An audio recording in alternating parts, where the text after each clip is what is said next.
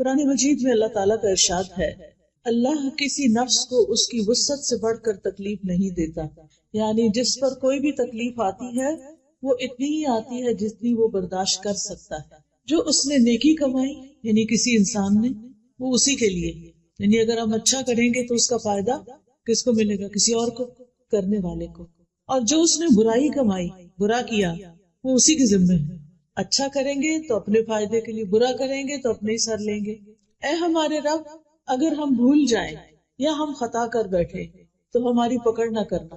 کتنی خوبصورت دعا ہے، کیونکہ ہم انسان ہیں نا، ہم بھول جاتے ہیں، ہم سے غلطیاں ہو جاتی ہیں، پھر ہم غلطی کر کے کس کے پاس جائیں؟ اللہ ہی کے پاس، کیونکہ اللہ تعالیٰ ہی معاف کرنے والا ہے۔ تو یا رب، غلطی ہو جائے تو ہمیں پکڑنا نہیں۔ اے ہمارے رب، ہم پر ایسا بوجھ نہ ڈالنا جیسا تو نے ہم سے پہلے لوگوں پر ڈالا تھا۔ اے ہمارے رب، اور تو ہم سے وہ بوجھ نہ اٹھوا جسے اٹھانے کی ہم میں طاقت نہیں، اور ہم سے درگزر فرما اور ہمیں بخش دے، اور ہم پر رحم فرما، تو ہی ہمارا مولا ہے، بس کافر قوم کے مقابلے میں ہماری مدد فرما۔ یہاں پر اللہ سبحانہ تعالیٰ نے اپنے قانون سزا اور جزا کے بارے میں کچھ قاعدے اور اصول بتا دیے ہیں۔ پہلی بات تو یہ کہ اللہ تعالیٰ بندوں پر ان کی طاقت سے بڑھ کے بوجھ نہیں ڈالتا۔ دوسرا یہ کہ انسان کو وہی ملے گا جو اس نے کمایا ہوگا، خود کیا ہوگا، محنت کی ہوگی۔ ہاں یہ ضرور ہے کہ اگر کسی نے ایک نیک کام کی بنیاد رکھ دی اور اس کے اثرات اس کی موت کے بعد بھی جاری رہے تو وہ نیکی اس کے نامہ اعمال میں جمع ہوتی رہے گی۔ اسی طرح اگر کسی نے کوئی برا کام شروع کیا، برا ٹرینڈ سیٹ کیا اور وہ مر گیا تو اس کے بعد بھی لوگ جتنے اس برائی میں ملوث ہوں گے اس کا گناہ بھی اس کے ساتھ جائے گا۔ جیسے آج کل سوشل میڈیا کا دور ہے تو کچھ لوگ اپنا فیس بک اکاؤنٹ بنا لیتے ہیں اور اس پر بہت فضول قسم کی چیزیں پوسٹ کرتے رہتے ہیں، اور پاس ورڈ انہوں نے بہت چھپا کے رکھا ہوتا ہے۔ پچھلے دنوں میں کسی لڑکے کے بارے میں پڑھ رہی تھی کہ اس نے اسی قسم کی کچھ چیزیں کی ہوئی تھی کہ اچانک اس کی ڈیتھ ہو گئی۔ اب وہ خود فوت ہو چکا ہے لیکن وہ فحش فلمیں اور ویڈیوز اور چیزیں اس کی فیس بک پر موجود ہیں اور لوگ اس برائی کو دیکھے چلے جا رہے ہیں، دیکھے چلے جا رہے ہیں۔ اب آپ دیکھیے کہ وہ اور نو مور دنیا میں نہیں، کچھ اور پوسٹ نہیں کر رہا، لیکن وہ جو کر چکا ہے، جس کو اس نے بند نہیں کیا تھا، جس پر اس نے توبہ نہیں کی تھی، وہ اس کے اکاؤنٹ میں، اس کے نامہ اعمال کے اکاؤنٹ میں ایڈ ہوتا چلا جا رہا ہے۔ تو اس لیے انسان جو بھی کام دنیا میں کرے سوچ سمجھ کر کرے کہ میرے مرنے کے بعد مجھے کن الفاظ میں یاد کیا جائے گا، ایک اچھے تعمیری کردار کے انسان کے طور پر یا ایک برے انسان کے طور پر۔ کیونکہ مرنے کے بعد انسان کے لیے جو گواہیاں ہوتی ہیں لوگوں کی، مثلا اگر آپ کا اخلاق اچھا ہے، آپ لوگوں کو فائدہ پہنچانے والے ہیں، لوگوں کے کام آنے والے ہیں، تو جس دن آپ دنیا سے جائیں گے اس دن لوگ آپ کے بارے میں کیا کہیں گے؟ کیا کہیں گے بتائیے؟ بہت اچھا انسان تھا، بہت اچھا تھا۔ کوئی ادھر سے آئے گا، اس نے یہ فائدہ مجھے پہنچایا، کوئی ادھر سے آئے گا، وہ روئے گا، وہ کہے گا وہ میرے لیے تو بہت کچھ کرتا تھا، مجھے تو بہت اچھے مشورے دیتا تھا، مجھے تو اس نے فلاں فلاں موقع پہ ہیلپ کی۔ یعنی لوگ اس کی اچھائیاں یاد کریں گے۔ اور اگر آپ نے کسی کی زندگی اجیرن کر رکھی، کسی کی لائف میں زہر گھول رکھا ہے، تو مرنے کے بعد لوگ کیا گواہیاں دیں گے؟ شکر ہے گلوں لتھا، وہ پنجابی میں کہتے ہیں، شکر ہے جان چھوٹی، شکر ہے اللہ نے سمیٹ لیا اس کو، اور اس کی تکلیفیں یاد کر کے تکلیف محسوس کریں گے۔ تو یاد رکھیے کہ صرف اتنا ہی کافی نہیں ہے کہ ہم اپنی زندگی میں کچھ اچھا کر لیں تو بس اتنا ہی، یا برا کر لیں تو اتنا ہی رہ جائے گا، وہ ساتھ بھی چلے گا۔ پھر اسی طرح یہ ہے کہ اگر کسی انسان کی زندگی میں کچھ آزمائشیں ہیں تو ان پر بھی صبر کرنا چاہیے کہ اللہ تعالیٰ کو پتا تھا کہ میں اس کو سہار سکتی، میں اس کو برداشت کر سکتی، اللہ نے مجھ پر میری وسعت سے بڑھ کے بوجھ نہیں ڈالا، اور اللہ تعالیٰ مجھے اس کا بدلہ ضرور دے گا، وہ اس کے ذریعے مجھے پیوریفائی کر رہا ہے۔ کسی بھی طرح کی سختیاں حق سے، نیکی کے کام سے، اچھی چیزوں سے ہمیں روکے نہیں۔ اور اللہ کی ایک سنت رہی ہے، ایک طریقہ رہا ہے، وہ کیا کہ جب بھی کوئی اچھا کام کرے گا تو اس کو باتیں سننی پڑے گی، اس کو مشکلات آئیں گی۔ اور ایسا کیوں ہوتا ہے؟ یہ اس لیے ہوتا ہے تاکہ اس بندے کا کھرا کھوٹا ہونا جانچ لیا جائے، کیونکہ جو شخص سچا ہوگا، جو سچے دل سے اللہ کی طرف آیا ہوگا، وہ لوگوں کی باتوں سے پیچھے نہیں ہٹے گا، کیونکہ وہ لوگوں کی وجہ سے تو نہیں آیا نا کہ لوگ اچھا کہیں گے تو میں اچھا بنوں گا، لوگ اچھا نہیں کہیں گے تو میں پیچھے ہٹ جاؤں گا۔ وہ تو اس لیے اچھا کر رہا ہے کہ اللہ تعالیٰ کی خاطر اللہ کو پسند ہے اچھا کرنا، اور وہ لوگوں کی باتیں سن کے اچھائی کرنا چھوڑے گا نہیں۔ تو یاد رکھیے کہ اللہ تعالیٰ نے ہم پر جتنی بھی عبادات فرض کی ہیں، جتنے بھی ہمیں نیکی کے کام بتائے ہیں، چاہے وہ اللہ کے حقوق سے متعلق ہیں یا بندوں کے حقوق سے متعلق، وہ سارے کے سارے اتنے ہی ہیں جتنی ہماری برداشت ہے. ہمارے لیے 5 نمازیں فرض کی، وہ ایسا نہیں کہ ہم پڑھ نہیں سکتے تھے اور ہمارے لیے بہت ہی مشکل ہے، نہیں. اول تو 50 کی گئی تھی نا، یاد ہے نا، جب معراج پر نبی صلی اللہ علیہ وسلم تشریف لے گئے، اور جو باقی صرف 5 رہ گئی، مگر ثواب 50 کا ہی ملتا ہے. ہر نماز کا ثواب 10 گنا ملتا ہے، اور وہ ایک نماز کی جگہ 10 لکھی جاتی ہے، اور یہ بھی اس امت کے لیے بہت بڑی اللہ تعالیٰ کی رحمت ہے.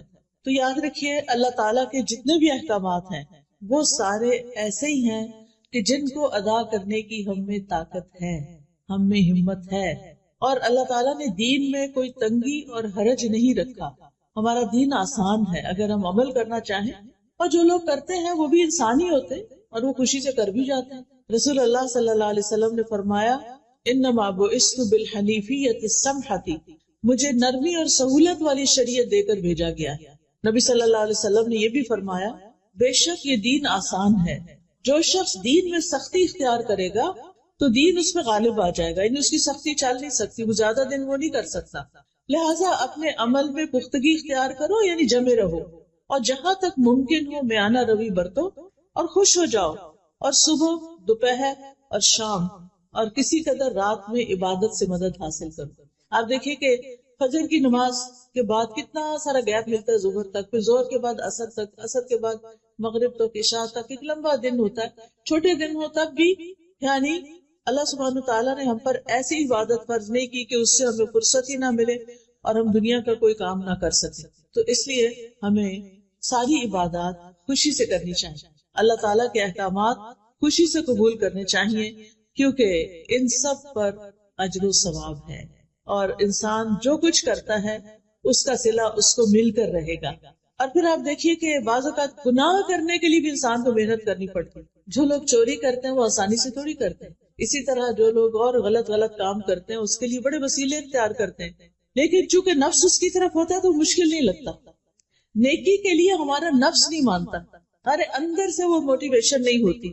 لیکن جب آپ مثلاً حج یا عمرہ کرنے جاتے ہیں تو آپ کے اندر ایک موٹیویشن ہوتی ہے نا، وہاں جا کے اللہ کا گھر دیکھ کے اتنے سارے لوگ نماز پڑھ رہے ہوتے ہیں، ان کو دیکھ کے یہ آپ تھوڑی کرتے ہیں کہ وہاں جا کے لیٹ جائیں، آپ فوراً اٹھتے ہیں، جلدی کرتے ہیں، تھوڑا سا بھی سو کے. اسی طرح رمضان کا مہینہ آتا ہے تو اس میں بھی آپ دیکھیں کہ آپ کا شوق کتنا بڑھ جاتا ہے. تو جب شوق بڑھ جاتا ہے، ذوق بڑھ جاتا ہے، تو عمل آسان ہو جاتا ہے. تو اس لیے انسان کو اپنے لیے کوئی نہ کوئی ایسے ٹارگیٹس رکھنے چاہیے کہ جن کے ذریعے انسان کا نیکی کے کاموں میں شوق بڑھتا رہے.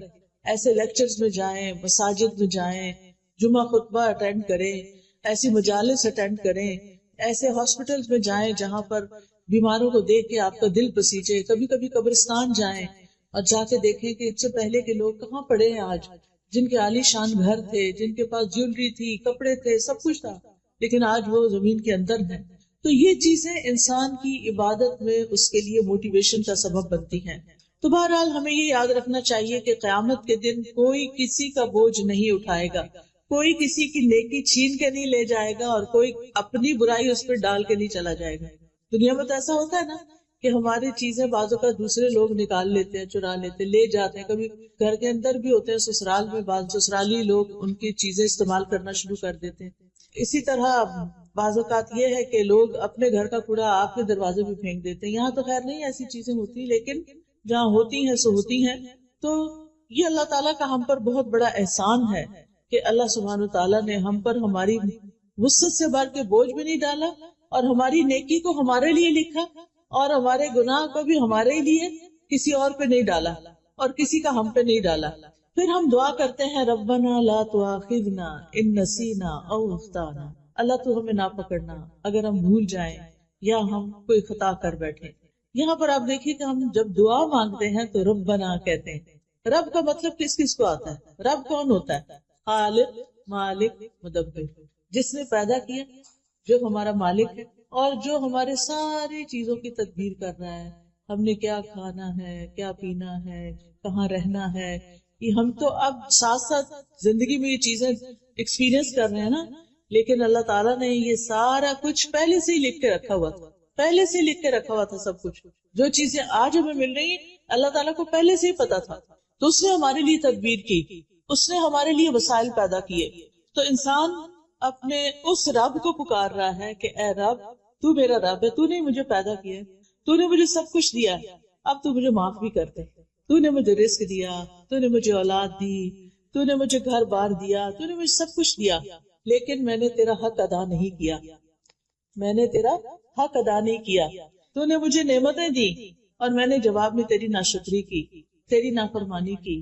کتنی دفعہ ایسا ہوتا ہے نا کہ ہم کسی تفریح پہ جاتے ہیں، کچھ پکنک پہ جاتے ہیں اور وہاں جا کے نماز پڑھنا ہی بھول جاتے ہیں، سیر و تفریح کرتے ہیں، کھاتے پیتے ہیں، انجوائے کرتے ہیں اور اللہ کو بھول جاتے ہیں. اپنے پیاروں کو تو نہیں بھولا جاتا نا.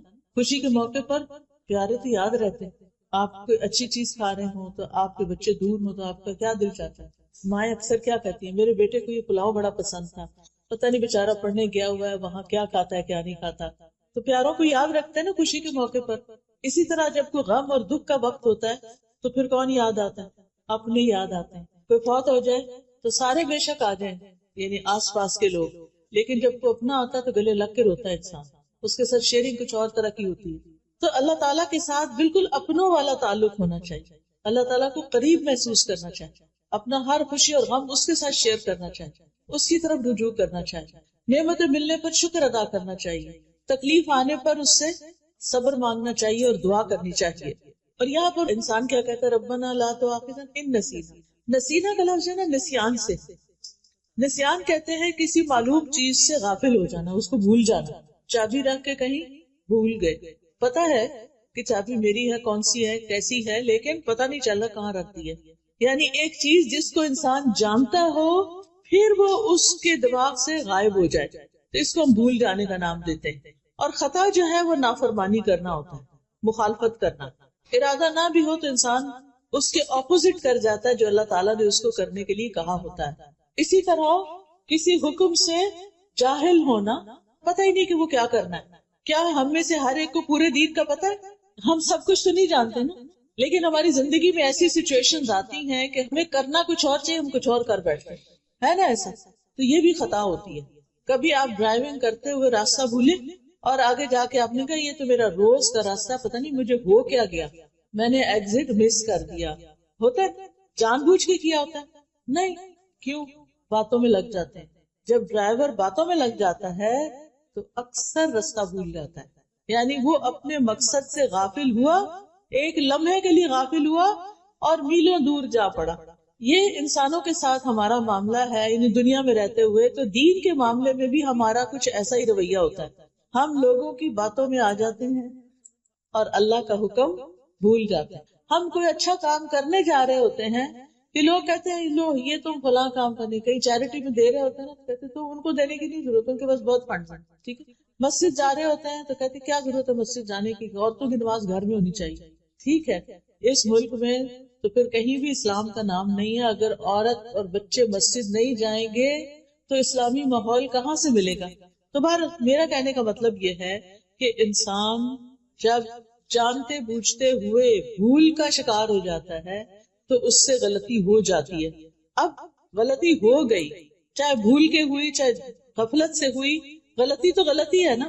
اب جب آپ نے ایسا کر لیا تو اس کے بعد کوئی ریگریٹس ہوتے ہیں کیا؟ ایگزٹ مس کرنے پر کوئی ریگریٹ ہوتا ہے؟ دل چاہتا ہے گھر ہی نہ جاؤ، آپ ادھر ہی بیٹھو، کیا کر لیا، اتنے منٹ میں پہلے ہی لیٹ ہو رہی تھی اور لیٹ ہو گئے.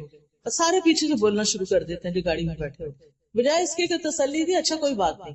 ہم دوسروں کو اکثر پرووک ہی کرتے رہتے ہیں. خاص طور پہ میں خواتین سے کہوں گی کہ بچوں کی تربیت میں بڑے صبر و تحمل سے کام لیں.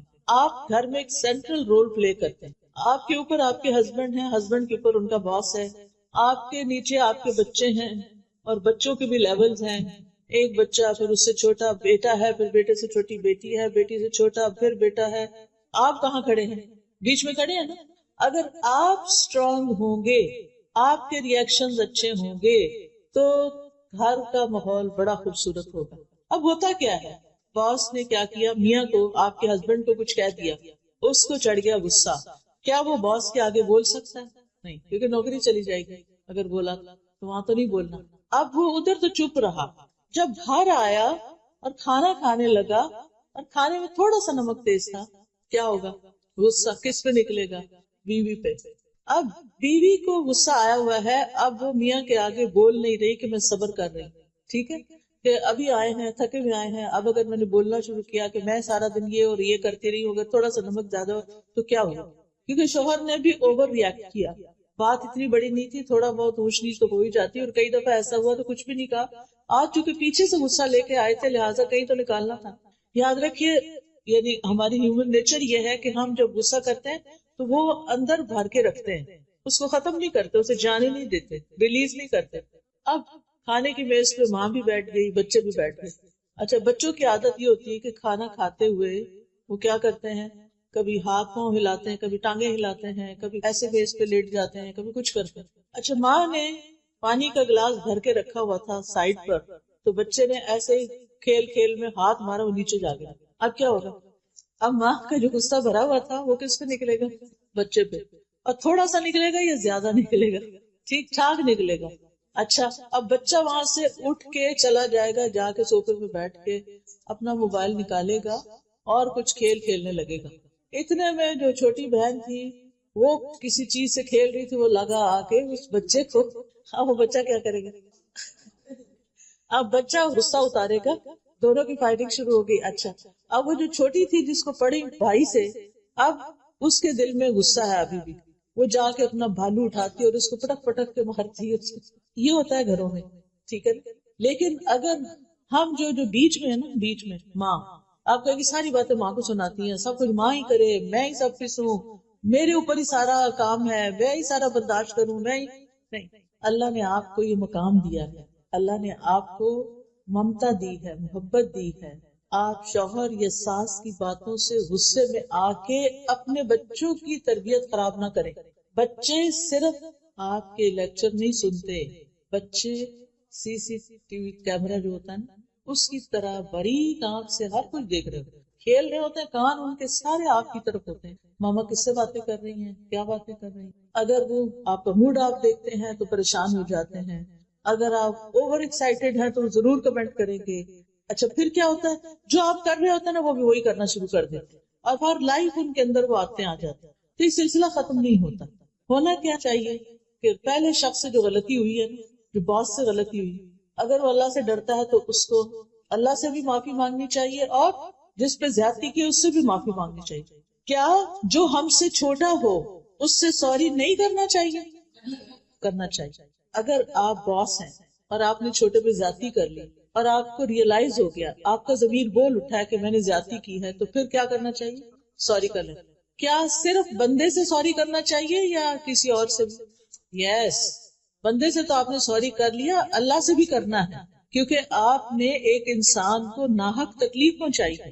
چلو بندوں نے معاف کر دیا، یا صرف اللہ سے توبہ کرنا کافی ہے یا بندوں کو بھی سوری کرنا ضروری ہے؟ بندوں کو بھی کرنا۔ اگر پہلا شخص جس نے زیادتی کی تھی وہ سوری کر لیتا، بات ختم ہو جاتی، لیکن اس نے سوری نہیں کی۔ آپ کو پتا نا، قابیل نے حابیل کو قتل کر دیا تھا، اب ہوتا کیا ہے، اب تک دنیا میں قتل کا جو سلسلہ چل رہا ہے اس کے گناہ کا ایک حصہ قابیل تک جاتا ہے۔ قیامت کے دن اس کا گناہ کتنا بڑا ہوگا، پہاڑوں جتنا، اس سے بھی بڑا، اور وہ بھی قتل کا گناہ۔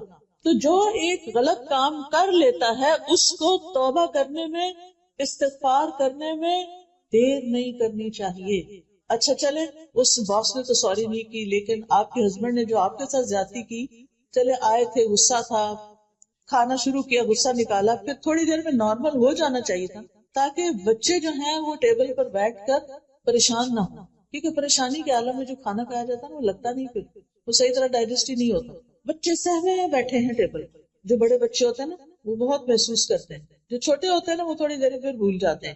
اب اگر شوہر نے کچھ کہہ ہی دیا تھا غصے میں، تو بحیثیت بیوی اتنا تو سمجھ لینا چاہیے نا کہ میرا شوہر جو ہے اس کا باس اچھا نہیں ہے، اور وہ اس کی وجہ سے فرسٹریٹ ہوتا ہے اور پھر میری شامت آتی ہے، چلو کوئی بات نہیں۔ اگر وہی آگے سے ہنس کے، یعنی ہنسنا شروع کر دیتی، شوہر غصہ کرا، اب وہ تھوڑا سا ہنس دیتی، چلے آئندہ نہیں ہوگا، چھوڑے اس کو، یا کوئی بھی بات کر دیتی، تو شوہر بھی شاید نارمل ہو جاتا اور بات نہ بڑھتی۔ اس نے بھی شوہر کی تنقید کو بہت سیریس لے لیا اور چیخنا چلانا شروع کر دیا۔ بچوں نے وہ تماشا دیکھا، تھوڑی دیر میں بچے نے تماشا کیا، اس پہ اور اس پہ اور اس پہ اور، یعنی آپ سوچئے وہ پہلی غلطی کتنی غلطیوں میں کنورٹ ہوئی. تو اگر ہم ابتدا کرنے والے ہوں تو پھر ہمیں کو توبہ کر لینی چاہیے، ہمیں کو ہی ودرا کر لینا چاہیے. اور صبر اسی کا نام ہے. صبر کس چیز کا نام ہے؟ کہ اگر کسی نے کچھ کہہ دیا نا تو کہا کرے او جانے کوئی بات، جسٹ اگنور، اپنے آپ کو کہا کرے اگنور کر دو، چھوڑو پرے، اس بیگیج کو اٹھانے کی کیا ضرورت، جانے دو، انسان ہے نا، بس ہو گیا. کوئی اچھی چیز یاد کر لے اس سے. جن انسانوں کے ساتھ آپ کی روزمرہ ڈیلنگ ہوتی ہے آپ کو چاہیے کہ آپ ان کی خوبیاں ٹپس پر یاد رکھیں کہ ان کے اندر یہ اور یہ اور یہ خوبی ہے، تاکہ جس وقت وہ کوئی خرابی کرے تو آپ کیا کریں، فوراً گردان پڑھ لیں، ان کے اندر یہ اور یہ اور یہ خوبیاں ہیں. خاص طور پر ہسبینڈ کی خوبیوں کا ضرور پتا ہونا چاہیے کہ وہ ہمارے لیے کہاں کہاں کتنے معاون ہیں، مددگار ہیں، سپورٹر ہیں، ان سے ہمیں کیا کیا فائدے ملتے ہیں.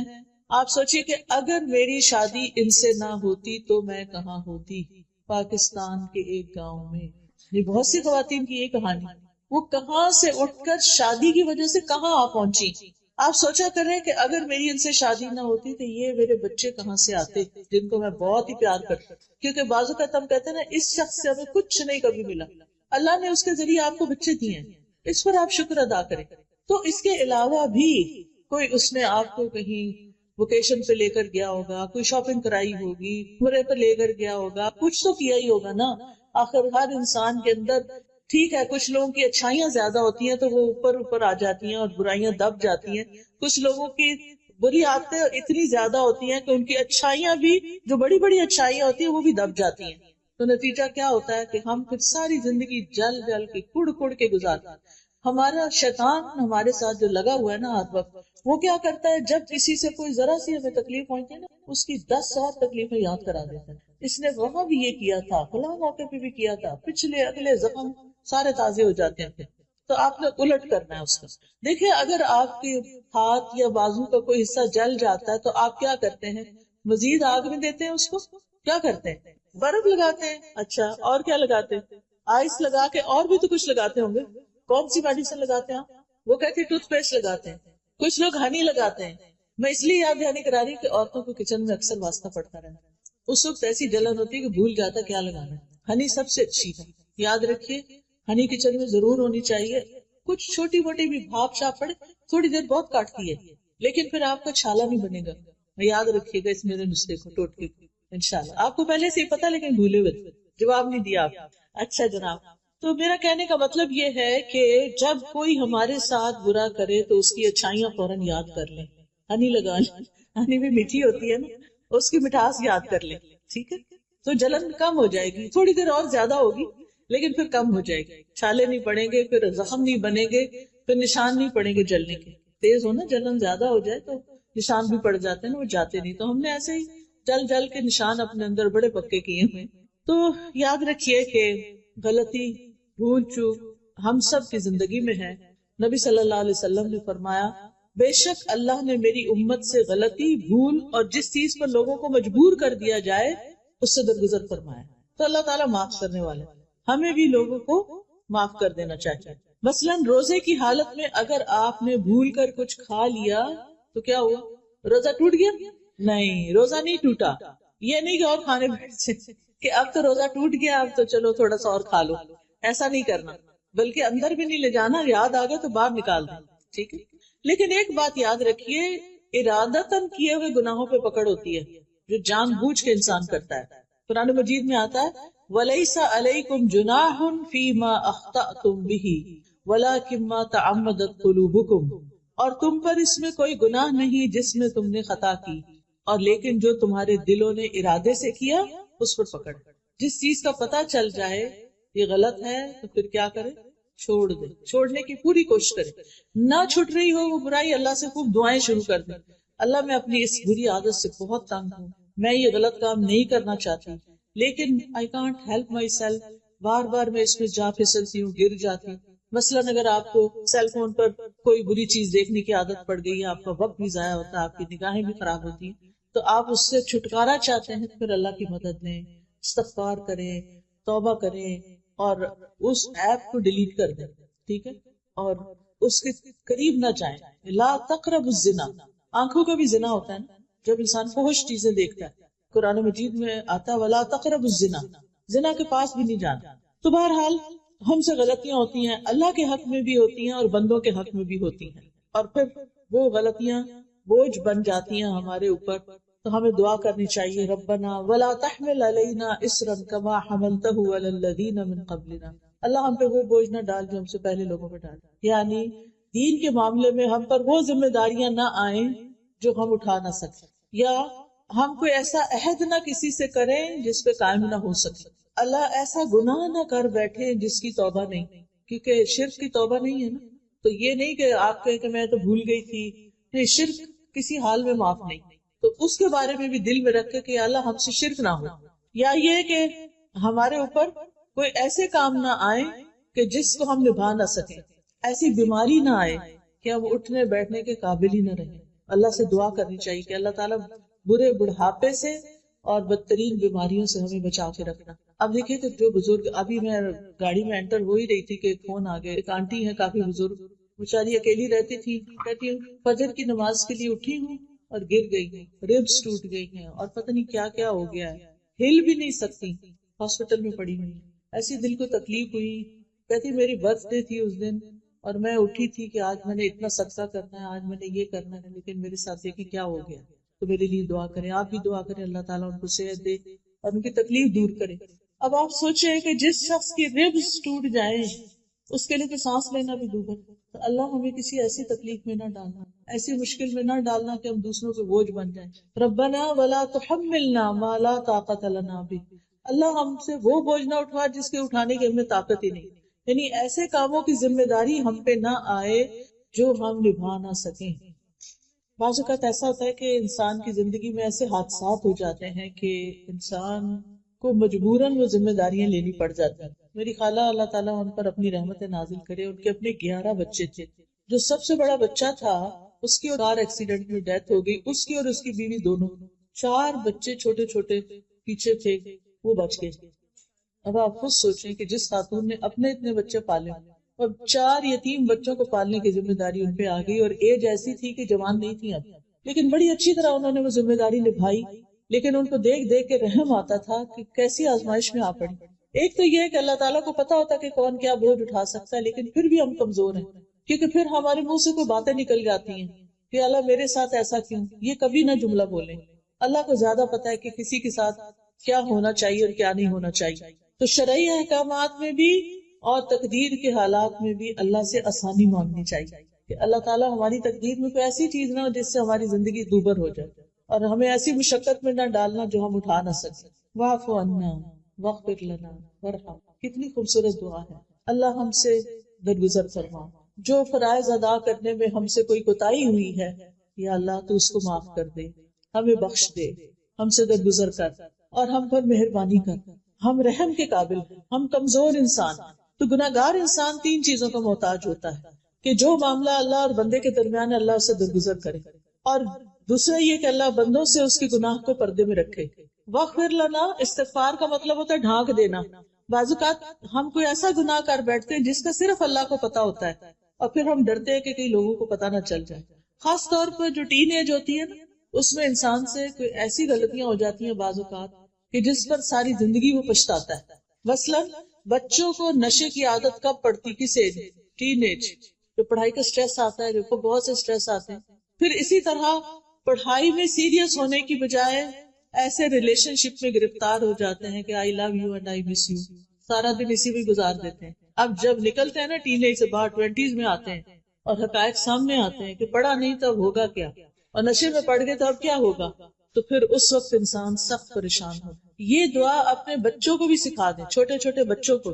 تو گناہگار انسان 3 چیزوں کا محتاج ہوتا ہے کہ اللہ میرے سے جو گناہ ہو گیا جس کا صرف تجھے پتا ہے تو اس کو معاف کر دے، بندوں سے میرے گناہ کو ڈھانپ دے، اور تیسرا یہ کہ آئندہ کے لیے مجھ پہ رحم کر اور مجھے دوبارہ اس گناہ کے قریب نہ جانے دے، مجھے بچا لے.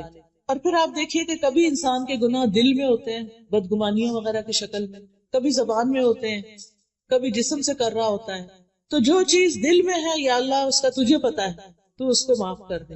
جو ہم نے کر لیا جس سے منع کیا گیا اس کو تو ڈھانپ دے اور آئندہ کے لیے ہمیں بچا کے رکھ. اور پہلے بخشش مانگی، گناہوں کو ڈھانپنا مانگا اور پھر رحم مانگا، کیونکہ پہلے وہ خانہ خالی ہو نا، صاف ہو، تو پھر رحمت آئے گی، توبہ معافی ہو جائے گی تو پھر ہی اللہ کی رحمت آئے گی نا۔ اگر ہم نے توبہ معافی کی نہیں، مانگی نہیں، تو پھر باقی کیا ہوگا؟ انت مولانا، تو ہی ہمارا مولا ہے، تو ہمارا مالک ہے، تو ہمارا مددگار ہے، فانصرنا علی القوم الکافرین، تو ہمیں کافر قوم کے مقابلے میں مدد دے۔ اور یہ اللہ تعالیٰ ہی ایمان والوں کا حقیقی مولا ہے۔ تو یہ اللہ تعالیٰ کی بہت بڑی رحمت ہے کہ اللہ نے ہمیں یہ دعا کرنا سکھائی ہے۔ وہ ہمیں جانتا ہے نا، ہماری ضروریات کو بھی جانتا ہے، تو اس نے ہمیں مانگنا سکھا دیا۔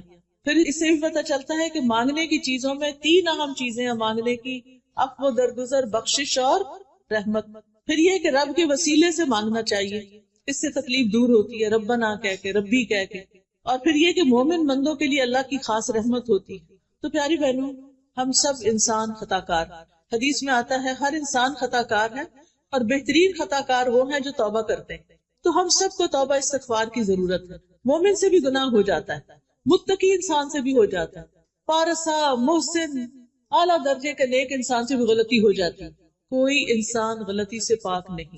پیغمبر معصوم ہوتے ہیں، ہم معصوم نہیں، ہم سے غلطیاں ہوتی ہیں۔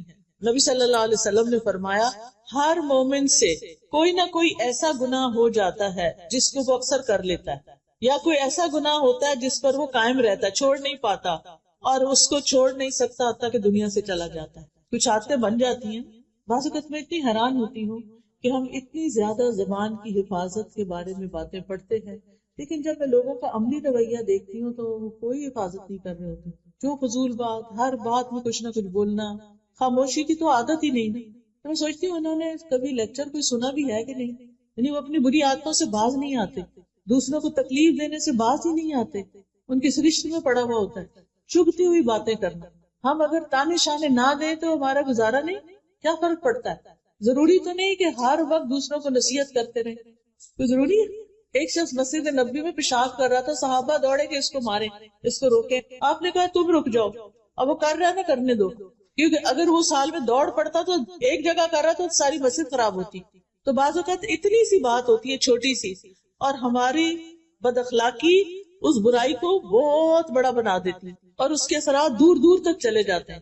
تھوڑا سا ٹنگ کو کنٹرول کر لیں، ہر چیز میں کمنٹ نہیں دیا کریں، ہر چیز میں اظہار خیال نہ کیا کریں، ہر چیز میں اپنی رائے دینے نہ بیٹھ جایا کریں۔ آپ اپنے آپ کو کیا سمجھتے ہیں؟ مجھے تو کبھی یہ سمجھ نہیں آتا کہ ہم کیا سمجھتے کہ ہم کون ہیں؟ ہم عالم ہیں، ہم مفتی ہیں، ہم مربی، ہم کون ہیں؟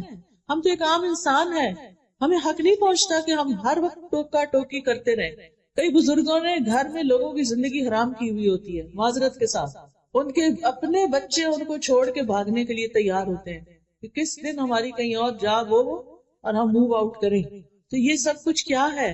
یہ ہمارے رویے ہیں کہ لوگ ہمارے ساتھ کمفرٹیبل نہیں ہوتے، لوگ ہمارے ساتھ رہنا نہیں چاہتے، کیونکہ ہم لوگوں کو اپنے رویوں سے بیزار کر دیتے ہیں۔ تو حدیث میں آتا ہے من سمت نجا، جو خاموش رہا، چپ رہا، اس نے نجات پائی۔ بعض اوقات کوئی دنیا کے کسی حصے کی طرف کی بات کر رہا ہوتا ہے، فلاں ملک میں یہ ہو گیا، اب ہم نے کوئی کمنٹ کرنا ہوتا ہے، انہوں نے کیا ہوگا نا کچھ خرابی، آ گیا نا ان پہ عذاب۔ بھائی کس نے آپ کو بتایا؟ آپ نے اللہ کا فیصلہ جان لیا کہ اللہ نے ان کو اس امتحان میں کیوں ڈالا؟ تو ہر بات بے بات پر نہ بولا کریں، خاموش رہنا بھی سیکھیں۔ اور بزرگوں کو خاص طور پہ میں کہوں گی، میں نہیں کہتی کہ بچوں کو کھلی چھوٹ ہے، جو مرضی چاہے، بچوں کے اندر بھی آپ دیکھیں بچے بدتمیزی سے بات کرتے ہیں، ہم ہنستے ہیں۔ آج کل کے بچے بڑے ہوشیار ہیں، آج کل کے بچے بڑے اسمارٹ ہیں، آج کل کے بچے بڑے کانفیڈنٹ ہیں، ایسے ایسے تعریفی جملے بول کے ان کی بدتمیزیوں کو ہم نے ملٹی پلائی کر دیا۔ تو بچوں کو بھی شے نہ دیں، جو غلط بات ہے اس کو چپ رہے، بالکل نہ ہنسے، بالکل خاموش رہے، صرف اپنی خاموشی سے بتائیں کہ مجھے یہ بات پسند نہیں آئی جو تم نے اپنی دادی کو کہی ہے یا تم نے اپنی نانی کو کہی ہے، کیونکہ بعض اوقات وہ ان کو بدتمیزی سے کہہ رہے ہوتے، نانی آپ تو یہ کہہ رہی تھی، اب آپ یہ خود کر رہی ہیں۔ تو اس طرح کی چیزیں جو ہیں ان کو شے نہیں دینی چاہیے۔ تو بہرحال کچھ عادتیں بڑی مشکل سے جاتی، اس کے لیے اللہ تعالیٰ سے دعا کرنی چاہیے۔ نبی صلی اللہ علیہ وسلم نے فرمایا مومن کو اس حال میں پیدا کیا گیا ہے کہ وہ فتنوں میں گرنے والا، توبہ کرنے والا اور بھولنے والا ہوتا ہے، یعنی باتوں کو بھلا دیتا ہے جو غلط قسم کے لوگوں کے رویے ہوتے ہیں۔ جب اسے نصیحت کی جاتی ہے تو وہ واعظ اور نصیحت قبول کرتا ہے، یعنی مان جاتا ہے بات کو، ریزسٹ نہیں کرتا. پھر یہ یاد رکھیے کہ غلط کام، غلط باتیں، زبان کی غلطیاں یہ جہنم میں لے جانے کا سبب بنتی ہیں. گناہ ذلت کا سبب بنتے ہیں. صغیرہ گناہ بھی، چھوٹے چھوٹے گناہ بھی بندے کو ہلاک کر دیتے ہیں. گناہوں کا ایک بوجھ ہوتا ہے جو قیامت کے دن لوگ اپنی پیٹھ پہ اٹھائے ہوئے ہوں گے. اس لیے ہمیشہ گناہوں سے معافی مانگتے رہنا چاہیے، کیونکہ جو گناہ کرنے کے بعد توبہ کرے گا اللہ تعالیٰ اس کو بخش دے گا، کیونکہ اللہ تعالیٰ غفور الرحیم ہے، بڑا بخشنے والا ہے. وہ دن اور رات توبہ قبول کرتا ہے. انبیاء بھی استغفار کرتے تھے. یہ بتائیے کہ نبی صلی اللہ علیہ وسلم دن میں کتنی بار استغفار کرتے تھے؟ 70 سے 100 بار. ٹھیک ہے، کیا ہم بھی کچھ دفعہ استغفار کرتے؟ ہم میں سے ہر بہن کو کم از کم 100 دفعہ یہ تسبیح ضرور پڑھنی چاہیے. استغفر اللہ و اتوب الیہ، استغفر اللہ و اتوب الیہ. ایک تسبیح لازماً ہر روز کیا کریں. کیوں؟ اس لیے کہ اگر نبی صلی اللہ علیہ وسلم جو معصوم تھے وہ 100 دفعہ استغفار کرتے تھے تو ہمیں نہیں کرنی چاہیے. ابراہیم علیہ السلام نے کیا دعا کی تھی؟ والذی اطمع ان یغفر لی خطیئتی یوم الدین. وہ ذات جس سے میں توقع رکھتا ہوں کہ قیامت کے دن وہ میری خطائیں معاف کر دے گا. موسیٰ علیہ السلام نے کیا کہا تھا؟ کسی یاد ہے موسیٰ علیہ السلام کی توبہ کی دعا جب ان سے وہ ایک شخص قتل ہو گیا تھا غلطی سے؟ رب انی ظلمت نفسی فاغفر لی فغفر له انہ هو الغفور الرحیم. یونس علیہ السلام نے کون سی دعا کی تھی؟ شابش. داؤد علیہ السلام نے رب اوزعنی ان اشکر نعمتک التی. اور پھر وظن داؤد انما فتنہ فاستغفر ربہ، استغفار کیا تھا انہوں نے. نوح علیہ السلام نے اپنی قوم سے کہا تھا کہ لوگوں استغفار کرو، اللہ بڑا معاف کرنے والا ہے، آسمان سے وہ بارشیں برسائے گا، تمہیں مال اور بیٹے دے گا اور تمہارے لیے نہریں جاری کر دے گا. یہ استغفار کے فائدے ہیں. معافی مانگنے سے یہ کچھ ملتا ہے. آپ کی زندگی میں کسی بھی چیز کی کمی ہے نا، کوئی بھی آپ کا پرابلم ہے، آپ استغفار شروع کر دیں، اللہ تعالیٰ اس مسئلے کو حل کر دیں. گناہوں سے توبہ کریں. تمام لوگوں کو استغفار کا حکم ہے، اور ایمان والوں کی تو خاص صفت ہے وبالاسحار هم یستغفرون، کہ وہ سحری کے وقت استغفار کرتے ہیں. اور جو اللہ سے معافی کی امید رکھتا ہے اللہ تعالیٰ اس کو معاف کر دیتا ہے. اور بخشش مانگنے والے کے لیے اللہ کا وعدہ ہے کہ جب تک بندہ معافی مانگتا رہے گا اللہ تعالیٰ بھی اس کو معاف کرتا رہے گا. ہر بار گناہ کرنے پر سچی توبہ کرتے رہنا چاہیے، شرمندگی سے معافی مانگتے جانا چاہیے. اور جو استغفار کرے گا اللہ تعالیٰ اس کی بخشش فرما دے گا. حدیث میں آتا ہے رسول اللہ صلی اللہ علیہ وسلم نے فرمایا ہمارا رب تبارک و تعالی ہر رات کو اس وقت آسمان دنیا پہ آتا ہے جب رات کا آخری تہائی حصہ رہ جاتا ہے. وہ کہتا ہے کوئی جو مجھ سے دعا کرے تو میں اس کی دعا قبول کروں، ہے کوئی جو مجھ سے مانگے تو میں اسے عطا کروں، ہے کوئی جو مجھ سے بخشش طلب کرے تو میں اس کو بخش دوں. کتنی بڑی بات ہے. اللہ تعالیٰ خود بلاتے ہیں آؤ بخشش مانگو، میں معاف کر دوں گا. ہماری بعض نعمتوں کے راستے میں ہمارے گناہ رکاوٹ ہوتے ہیں، ان سے معافی مانگ لیں تو وہ نعمتیں واپس آ جاتی ہیں. بڑے سے بڑا گناہ استغفار سے معاف ہو جاتا ہے، اور توبہ انسان کو گناہوں سے پاک کر دیتی ہے. استغفار دلوں کی صفائی کا ذریعہ ہے. گناہ سے دل پہ سیاہ نقطہ لگتا، پیر جاتا، دل کالے ہو جاتے ہیں. استغفار ان کو چمکا دیتا ہے. استغفار سے برائیاں نیکیوں میں بدل جاتی ہیں، اللہ کی رحمت ملتی ہے، اللہ کی محبت ملتی ہے، کامیابیاں نصیب ہوتی ہیں، اچھا سامان زندگی ملتا ہے، رزق، مال اور اولاد میں اضافہ ہوتا ہے، انسان کو خیر و برکت اور طاقت نصیب ہوتی ہے. کچھ بیماریوں کا علاج بھی استغفار ہے. پھر سینے کی تنگی دور ہوتی ہے، دل کی گھٹن، ڈپریشن، اس کا علاج بھی استغفار ہے. بندے کی حالت بہتر ہونے لگتی ہے. اللہ کا عذاب نہیں آتا جب تک بندہ استغفار کرتا ہے. قیامت کے دن وہ شخص اپنا نامہ اعمال دیکھ کے خوش ہو جائے گا جس میں ڈھیروں ڈھیر استغفار ہوگا. استغفار جنت میں داخلے کا ذریعہ ہے. تو کرنے کے کام کیا ہے؟ کرنا کیا ہے؟ کثرت سے استغفار کرنا ہے. روزانہ کتنی بار؟ 100 بار. نبی صلی اللہ علیہ وسلم تو ایک ایک مجلس میں 100 بار کر لیتے تھے. اگر ہم سارے دن میں بھی 100 بار کر لیں تو بڑی بات ہے. پھر امید رکھ کے بخشش مانگنی ہے. یہ نہیں کہنا ہے پتہ نہیں میرے تو گناہ اتنے زیادہ معاف ہوں گے کہ نہیں، یہ نہیں کہنا. یہ سوچنا ہے اللہ معاف کرنے والا ہے، اللہ مجھے معاف کر دے گا. پھر گناہ ہو جائے تو انتظار کرنا ہے کہ 80 سال بعد حج پہ جائیں گے تو توبہ کریں. فوراً توبہ کرنی ہے. کھلا گناہ ہو تو کھلی توبہ، چھپا گناہ ہو تو چھپ کے توبہ. اور سچی توبہ. سچی توبہ کا مطلب یہ ہے کہ انسان پکا ارادہ کرے کہ میں نے دوبارہ نہیں اس گناہ کی طرف آنا. پھر یہ ہے کہ شرمندہ ہونا اور آئندہ نہ کرنے کا وعدہ کرنا اور گناہوں سے ڈرتے رہنا. جو شخص دنیا میں اپنے گناہوں سے ڈرتا ہے قیامت کے دن اللہ تعالیٰ اس کا ڈر نکال دیں گے، اس کا ڈر ختم ہو جائے گا۔ لہٰذا پیاری بہنوں، آج کا میرا میسج آپ کے لیے یہی تھا اور اپنے لیے بھی، کہ اپنی غلطیوں پر معافی بھی مانگنی ہے اور اصلاح بھی کرنی ہے اور اللہ تعالیٰ سے مدد مانگتے رہنا، ٹھیک ہے نا؟ اس کے لیے ایک کارڈ ہے استغفار کے فائدے، یہ دیکھیں، یہ کارڈ انگلش اور اردو ترجمے کے ساتھ ساتھ دیکھ کے ادھر رکھنا، ٹھیک ہے؟ اس میں ہم نے ساری استغفار کی دعائیں لکھی ہوئی ہیں۔ اگر آپ دن میں ایک دفعہ یا ہر جمعے کو بیٹھ کے آخری گھڑیوں میں دعائیں قبول ہوتی ہیں اس وقت پڑھ لیں، سحری کے وقت پڑھ لیں، یہ آپ میں سے ہر ایک کے پاس ہونا چاہیے۔ مجھے نہیں پتا کہ ہر ایک کو پورا آئے گا کہ نہیں، لیکن ایک کتاب ہے ایاک نستعین ہے آپ کے پاس، اس کے اندر بھی لکھا ہوا ہے استغفار، ٹھیک ہے؟ اس میں حفاظت کی دعائیں بھی ہیں، انگلش کی بھی ہے اور یہ اردو کی بھی ہے۔ اس کے علاوہ ہمیں ہر وقت کنفیوژن رہتی ہے، یہ کام کریں کہ نہ کریں، یہ رشتہ آیا اب کیا کریں، کبھی اس سے مشورہ کرتے کبھی اس سے، سب